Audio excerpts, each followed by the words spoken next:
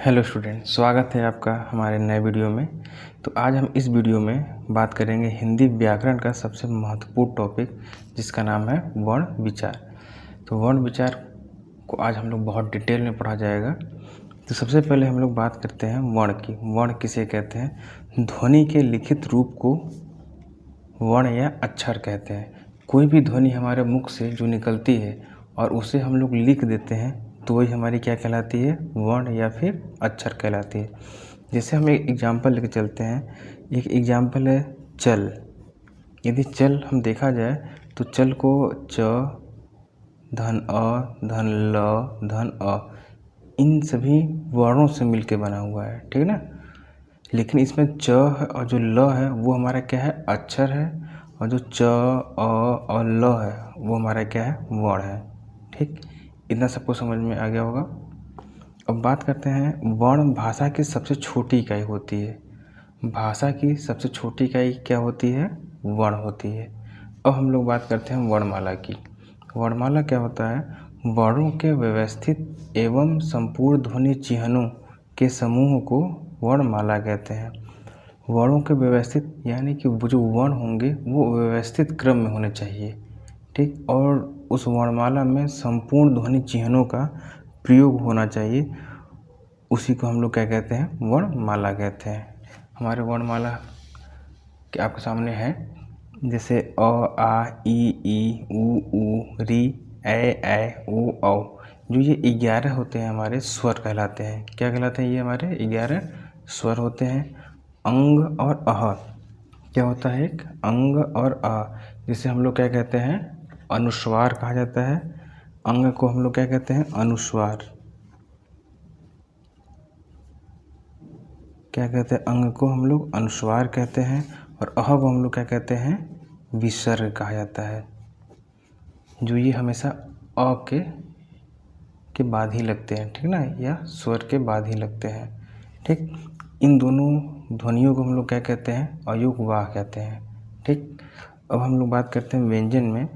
तो क, ख, ग, घ, अंग, च, छ, ज, झ, ञ, ट, ठ, ड, ढ, अड़, त, थ, द, ध, न, प, फ, ब, भ, म, य, र, ल, व, श, स, ह, छ, त्र, ज्ञ और अंग, ड है। ये सारी ड है और ये क्या है? ढ है। अब इसके बाद तो हम डिटेल में बात करते हैं। क से लेके म तक जो ये 25 वर्ण हैं, इन्हें हम लोग क्या कहते हैं? वर्गीय या फिर क्या कहते हैं? स्पर्श व्यंजन कहते हैं। अच्छा, इन्हें हम लोग स्पर्श व्यंजन क्यों कहते हैं? क्योंकि जब हम इनका उच्चारण करते हैं तो जो हमारे मुखांग होते हैं, मतलब मुख के अंदर जो कंठ, तालु, मूर्धा, दंत, ओष्ठ होते हैं, इनका जब हम उच्चारण करते हैं तो ये जो हमारी क्या होती है? मैक्सिमम चीज़ें क्या होती हैं? मुखांग को ये स्पर्श करती है। इसीलिए हम लोग क्या कहते हैं? क से म तक के जितने वर्ण होते हैं उसे हम लोग क्या कहते हैं? स्पर्श व्यंजन कहते हैं, ठीक।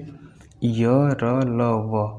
य, र, ल, व को हम लोग क्या कहते हैं? ये 4 होते हैं। इन्हें हम लोग क्या कहते हैं? अंतस्थ व्यंजन कहते हैं। अंतस्थ व्यंजन कहते हैं। श, स, स, ह।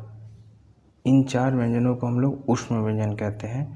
और छ, त्र, ज्ञ और स्र को हम लोग क्या कहते हैं? संयुक्त या फिर संयुक्ताक्षर व्यंजन कहते हैं। संयुक्ताक्षर व्यंजन मतलब होता है कि 2 वर्णों के संयुक्त या मेल से जो बने होते हैं उन्हें हम लोग क्या कहते हैं? संयुक्ताक्षर या संयुक्त व्यंजन कहा जाता है। जैसे जो छ हमारा है क और श से मिलकर बना है। त्र जो है त और र से मिलकर बना है। ज्ञ जो है ज और इ से मिलकर बना है। जो स्र है श और र से मिलकर बना है, ठीक ना। ये बहुत ही इम्पोर्टेंट है, बहुत बार एग्जाम में ये पूछा जा चुका है कि जो हमारा ज्ञ है किन 2 वर्णों के मेल से बना है। तो किन 2 वर्णों के मेल से बना है? ज और इ। त्र हमारा किन 2 वर्णों के मेल से बना है? तो क्या हो जाएगा? त और र के, ठीक। और हमारे लास्ट के 2 होते हैं ड और ढ। इन्हें हम लोग क्या कहते हैं? द्विगुण व्यंजन। इनके देखिए 2 गुण होते हैं, ठीक ना।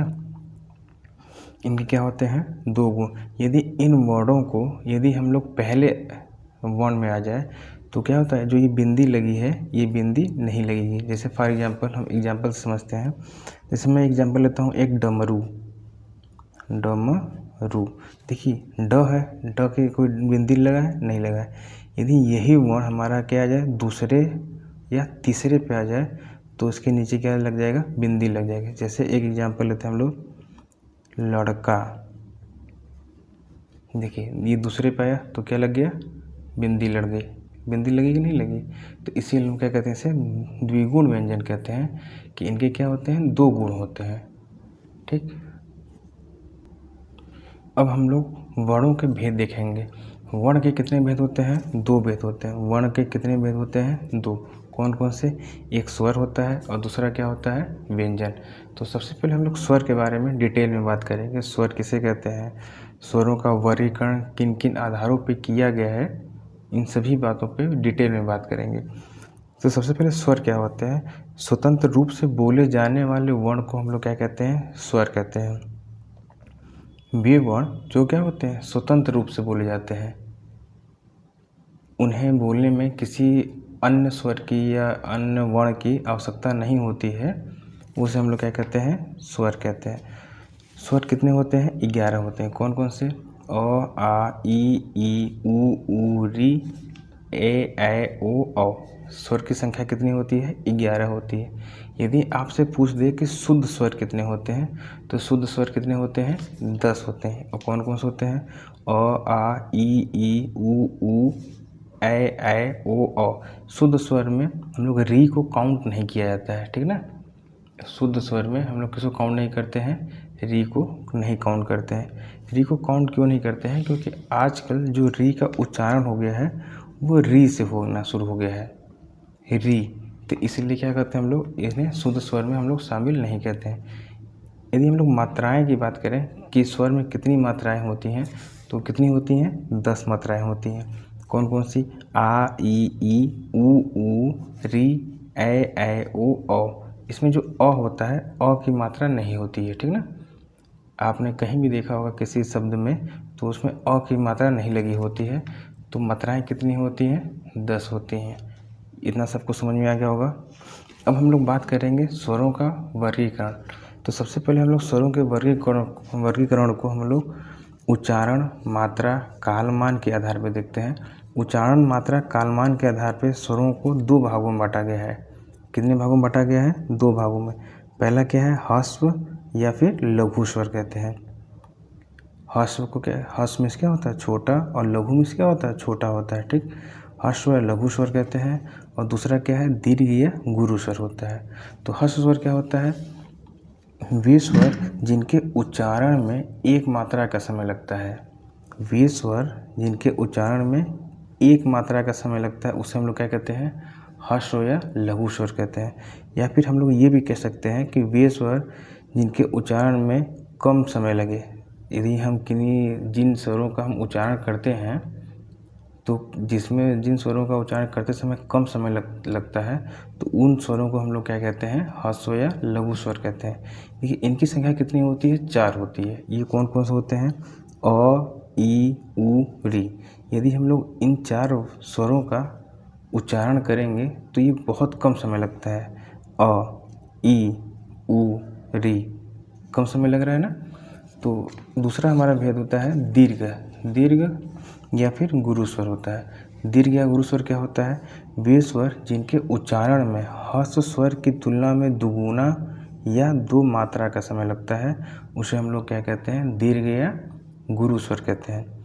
जिसे हम लोग, इनकी संख्या कितनी होती है, 7 होती है। ये कौन कौन से होते हैं, आ, ई, ऊ, ऐ, ओ, औ। यदि आप लोग इन स्वरों का जब उच्चारण करेंगे तो आपको लगेगा कि ह्रस्व स्वर की तुलना में इसमें क्या लग रहा है, ज़्यादा समय लग रहा है, ठीक ना। जैसे आ, ई, ऊ, ऐ, ओ, औ, ठीक। तो ये हमारे क्या, जो ये हमारे 7 स्वर होते हैं, इन्हें हम क्या कहते हैं, दीर्घ या गुरु स्वर कहते हैं। और स्वरों का वर्गीकरण का हम लोग दूसरा भेद देख रहे हैं। इनको हम देखते हैं रचना, संरचना, बनावट और उत्पत्ति के आधार पर। किन किन आधार पर देखते हैं, रचना, संरचना, बनावट या उत्पत्ति के आधार पर स्वरों के दो भेदों में हम लोग बांटा गया है। पहला क्या है, मूल या जड़ या फिर रूढ़ स्वर होते हैं, ठीक। क्या होते हैं, मूल स्वर, जड़ स्वर या फिर रूढ़ स्वर। दूसरा क्या होता है, संधि स्वर होता है। ठीक, अब हम लोग मूल, जड़ और रूढ़ स्वर के बारे में देखते हैं। ठीक है, मूल स्वर क्या होते हैं कि वे स्वर जो अपने आप में स्वतंत्र होते हैं, जिनका निर्माण किसी अन्य स्वर के योग से नहीं होता है या नहीं हुआ है, उन्हें हम लोग क्या कहते हैं, मूल स्वर कहते हैं। मतलब इनकी संख्या कितनी होती है, 4 होती है। कौन कौन से होते हैं ये, अ, ई, उ, री। कौन कौन से होते हैं ये, अ, ई, उ, री। ठीक है ना, जो ये 4 स्वर होते हैं, इनकी जो निर्माण हुआ है, ये क्या हुआ है, स्वतंत्र रूप से हुआ है, किसी अन्य स्वर के योग से नहीं हुआ है या अन्य स्वर के मेल से नहीं हुआ है। इसलिए हम क्या कहते हैं, मूल या जड़ स्वर कहते हैं। ठीक, दूसरा हमारा क्या है, संधि स्वर। संधि स्वर क्या होता है, वे स्वर जो दो स्वरों के मेल से बने हों। वे स्वर जो दो स्वरों के मेल से बने होते हैं, उन्हें हम लोग क्या कहते हैं, संधि स्वर कहते हैं। इनकी संख्या कितनी होती है, 7 होती है। और ये कौन कौन से होते हैं, आइए देख लेते हैं। आ, ई, उ, ए, ओ, औ। ठीक, देखिए आ जो होता है अ और अ के मेल से बना होता है। ई होता है ई और ई के मेल से बना होता है। उ और उ के मेल से बना होता है। और जो ए है अ और ई के मेल से बना होता है। अ और ए के मेल से बना होता है। ओ अ और उ के मेल से बना होता है। औ अ और ओ के मेल से बना होता है। ठीक ना। और संधि स्वर के 2 भेद होते हैं। पहला क्या होता है, एक होता है सजाती स्वर, दूसरा क्या होता है, विजाती स्वर। सजाती स्वर क्या होते हैं, जो समान स्वर के मेल से बने होते हैं, उन्हें हम लोग क्या कहते हैं, सजाती स्वर कहते हैं। ठीक ना। इनकी संख्या कितनी होती है, 3 होती है। सजाती स्वर की संख्या कितनी होती है, 3 होती है। कौन कौन से होते हैं, अ, ई, उ। देखिए सजाती स्वर क्या होते हैं, जो समान स्वरों के मेल से जो बने होते हैं, उन्हें हम लोग क्या कहते हैं, सजाती स्वर कहा जाता है। देखिए जैसे आ है, जो आ किन 2 स्वरों के मेल से बना होता है, अ और अ। ये देखिए दो समान स्वर हैं, 2 समान स्वर के मेल से हमारा क्या बना है, आ बना है। और 2 समान स्वर हैं, ई और ई, इन दोनों के मेल से क्या बना है, ई बना है। उ और उ, ये दोनों समान स्वर हैं, इन दोनों समान स्वर से मिल क्या बना है, उ बना है। तो आ, ई, उ हमारे क्या कहलाते हैं, सजाती स्वर कहलाते हैं। ठीक है। विजाती स्वर क्या होते हैं, जो भिन्न स्वरों के मेल से बने होते हैं, उन्हें हम लोग क्या कहते हैं, विजाती स्वर कहते हैं। इनकी संख्या कितनी होती है, 4 होती है। ठीक है ना। कौन कौन से होते हैं, ए, ऐ, ओ, औ। देखिए जो ए हमारा है, अ और ई के मेल से बना होता है। और जो ए है, अ और ए के मेल से बना होता है। ओ जो हमारा है, अ और उ के मेल से बना होता है। और औ जो है, अ और ओ के मेल से बना होता है। तो इन 4 स्वरों को हम लोग क्या कहते हैं, हम लोग विजाती स्वर कहा जाता है। इतना सबको समझ में आया होगा। स्वरों के वर्गीकरण का हम लोग तीसरा भेद देख रहे हैं, जीभ के प्रयोग के आधार पे। जीभ के प्रयोग के आधार पे स्वर को हम लोग 3 भागों में बांटा गया है। पहला क्या होता है, अग्र स्वर, मध्य स्वर और क्या होता है, पश्च स्वर। जो हमारा देखिए जीभ होता है, ये जीभ, जैसे हमारा ये जीभ हो गया, तो जीभ का जो सबसे पीछे वाला एरिया होता है उसे हम लोग क्या कहते हैं, पश्च। और जो बीच वाला एरिया होता है उसे क्या कहते हैं हम लोग, मध्य कहते हैं। और जो जीभ का जो आगे वाला एरिया होता है उसे क्या कहते हैं हम लोग, अग्र कहते हैं। ठीक है ना। तो जो स्वर होते हैं जीभ के आधार पे अग्र, मध्य और पश्च 3 भागों में बांटा गया है। पहला क्या, अग्र क्या होता है, वे स्वर जिनके उच्चारण में जीभ का अग्र भाग प्रयोग होता है। वे स्वर जिनके उच्चारण में जीभ का अग्रभाग मतलब आगे वाला भाग क्या होता है, प्रयोग होता है, उसे हम लोग क्या कहते हैं, अग्रस्वर कहते हैं। यदि हम लोग ई, उ,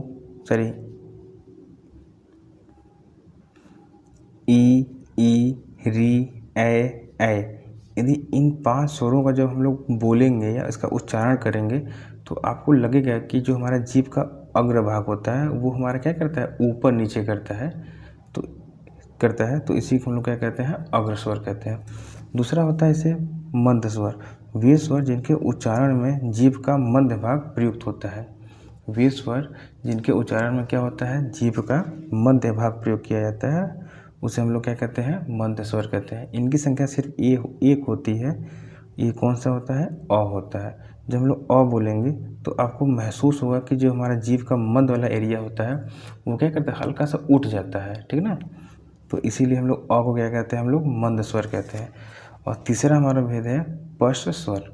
पश्च यानी पीछे, पीछे का भाग, अगर जीभ के पीछे का भाग को हम लोग क्या कहते हैं, पश्च कहते हैं।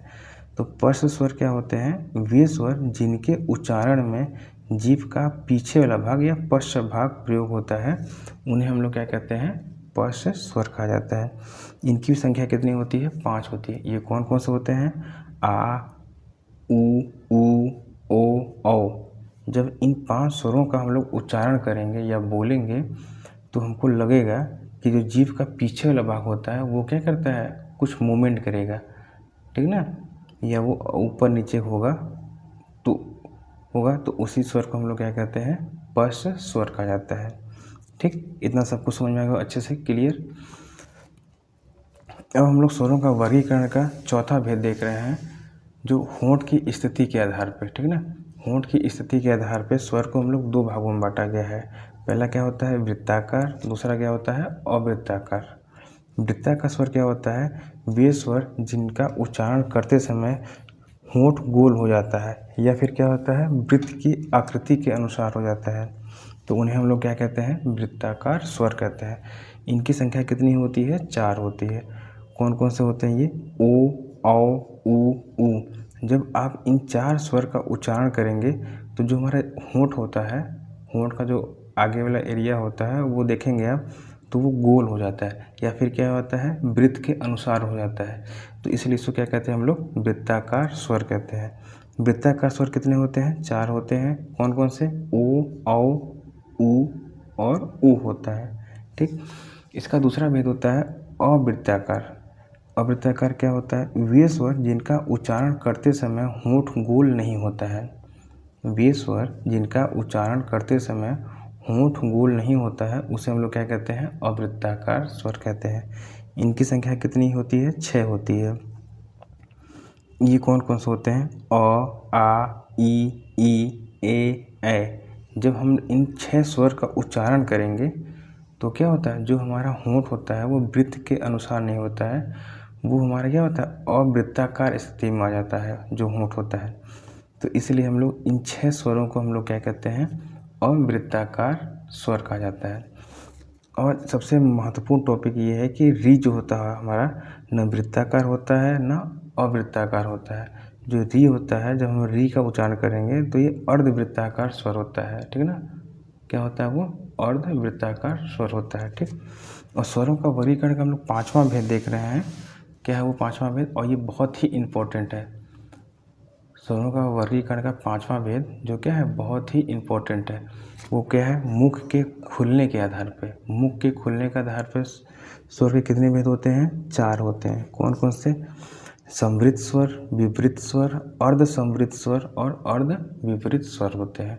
समृद्ध स्वर क्या होता है, वे स्वर जिनके उच्चारण में मुख न के बराबर खुले, ठीक ना। वे स्वर जिनके उच्चारण में मुख हमारा क्या हो, न के बराबर खुलता है, तो उन स्वर को हम लोग क्या कहते हैं, समृद्ध स्वर कहते हैं। इनकी संख्या 5 होती है, ई, उ, री। यदि हम लोग इन 5 स्वरों का जब उच्चारण करेंगे या बोलेंगे तो लगेगा कि जो हमारा मुंह है खुलता ही नहीं है, न के बराबर खुलता है, ठीक ना। तो इसलिए इन 5 स्वरों को हम लोग क्या कहते हैं, समृद्ध स्वर कहा जाता है। दूसरा हम बात करते हैं इसका विपरीत स्वर। विपरीत स्वर क्या होते हैं, वह स्वर जिनके उच्चारण में मुख पूरा खुल जाता है। इनकी संख्या सिर्फ एक ही होती है, वो कौन सा होता है, आ होता है। जब हम लोग आ को बोलेंगे या इसका उच्चारण करेंगे तो जो हमारा मुंह होता है क्या होता है, पूरा खुल जाता है। तो इसलिए हम आ को क्या कहते हैं, हम लोग विपरीत स्वर कहते हैं, ठीक ना। इसका तीसरा भेद होता है अर्ध समृद्ध स्वर। अर्ध समृद्ध स्वर क्या होता है, वे स्वर जिनके उच्चारण में मुख आधे से कम खुलता है। अर्ध समृद्ध स्वर क्या होते हैं कि जिनके उच्चारण में मुख हमारा क्या होता है, आधे से भी कम खुलता है, उसे हम लोग क्या कहते हैं, अर्ध समृद्ध स्वर कहा जाता है। इनकी संख्या कितनी होती है, 2 होती है। ये कौन कौन से होते हैं, ए और ओ होते हैं। ए और ओ का जब हम लोग उच्चारण करेंगे तो क्या हमको ऐसा लगेगा जो हमारा मुंह है वो क्या होता है, न के बराबर खुलता है, ठीक है। और इसका चौथा भेद होता है अर्ध विपरीत स्वर होता है। अर्ध विपरीत स्वर क्या होते हैं? वे स्वर जिसके उच्चारण में मुख आधे से ज़्यादा खुले। वे स्वर जिसके उच्चारण में मुख हमारा क्या होता है? आधे से ज़्यादा खुले, तो उस स्वर को हम लोग क्या कहते हैं? अर्ध विपरीत स्वर कहते हैं। इनकी संख्या कितनी होती है? 3 होती है। ये कौन कौन से होते हैं? अ, ए, ओ। अ, ए, ओ।